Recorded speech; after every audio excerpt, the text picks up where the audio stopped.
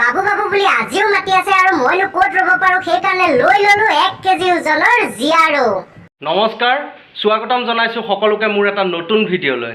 এইহেন গৰমত যদি এখন পূৰা অসমীয়া ষ্টাইলত মাছৰ তৰকাৰী খাওঁ কেনেকুৱা লাগিব?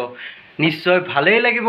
আৰু সেইকাৰণে মই আজি ভাবিছোঁ কচুথুৰ, ঢেকীয়া, ঔটেঙা সকলোবিলাক মিলাই এখন সাংঘাতিক ধৰণৰ অসমীয়া জুতিত মাছৰ তৰকাৰী বনাম। আৰু তৰকাৰীখন কেনেকৈ বনালোঁ, কি কৰিলোঁ নকৰিলোঁ সকলোখিনি দেখুৱাম। আহকচোন ভিডিঅ'টো ষ্টাৰ্ট কৰোঁ। এয়া কচুথুৰ, ঢেকীয়া, বিলাহী, ঔটেঙা, আলু, কেইটামান মচুৰ দালি আৰু 3 পিচ মাছ মই ৰেডি কৰি লৈছোঁ।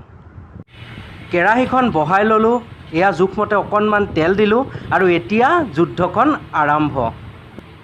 প্ৰথমে মাছকেইটুকুৰ ভাজি লওঁ আৰু তাৰ পাছৰ পৰ্যায়ত গৈ থাকিম আৰু লাহে ধীৰে, নে কি কয়?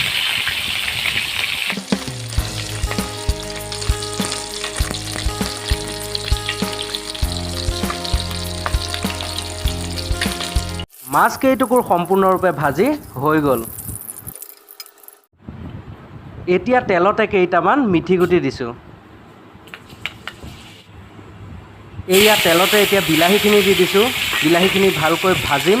ভাজি হোৱাৰ পাছত বাকীখিনি বস্তু দিম। বিলাহীখিনিত এয়া এতিয়া নিমখ দিছোঁ। বিলাহীখিনি সম্পূৰ্ণৰূপে ভাজি হোৱাৰ পাছত এয়া খুব কম পৰিমাণে মচুৰ দালি দিছোঁ। বেছিকৈ মচুৰ দালি দিব নালাগে কাৰণ বাকীখিনি বস্তু আছেই। মই কেইটামান মচুৰ দালি দিছোঁ। আলু কেইটুকুৰ এতিয়া দি দিলোঁ। আলু আচলতে নিদিলেও চলি যায়, তেওঁ মই দি দিলোঁ আৰু লগতে এয়া ঔটেঙাখিনিও দি দিছোঁ। কেইটামান কঁঠাল গুটিও দি দিছোঁ। আচলতে সাংঘাতিক অসমীয়া জুতি হৈছে।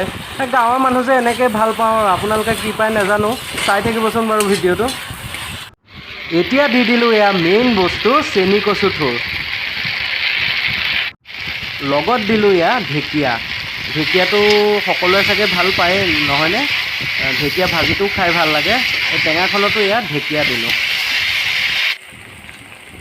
সিজিবৰ বাবে অলপ পানী দিছোঁ। তাৰ পাছতে ঢাকোনখন মাৰি দিম। তাৰ পাছত কি নহয় কি হয় চাম। এয়া 15 মিনিটমান পাছত ঢাকনা খুলি চাইছোঁ আৰু ধুনীয়াকৈ সিজিছে। এতিয়া এয়া জোখমতে হালধি দিছোঁ।